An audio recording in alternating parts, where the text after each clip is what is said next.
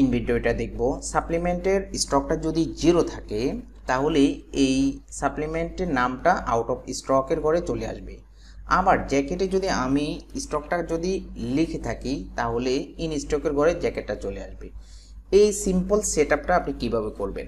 At first আপনি in স্টকে আসবেন, ইকুয়াল দিয়ে ফিল্টার কল করবেন। ফিল্টার কল করে প্রোডাক্ট লিস্টটাকে সিলেক্ট করে F4 ক্লিক করবেন, কমা দিবেন, স্টকটাকে সিলেক্ট করে দিবেন, F4 ক্লিক করবেন, দেন আপনি গ্রেটার দেন 0 দিয়ে এন্টার ক্লিক করবেন।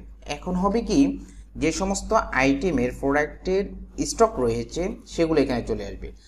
এখন আমরা এখানে ঠিক সেম ফর্মুলাটা আমরা ইউজ করব। প্রথমে আমরা ফিল্টার কল করে প্রোডাক্ট লিস্টটাকে সিলেক্ট করে F4 ক্লিক করব, কমা দিব। এখন স্টকটাকে সিলেক্ট করে F4 দিয়ে লেস দেন ইকুয়াল দিয়ে 0 দিব, দেন এন্টার ক্লিক করব।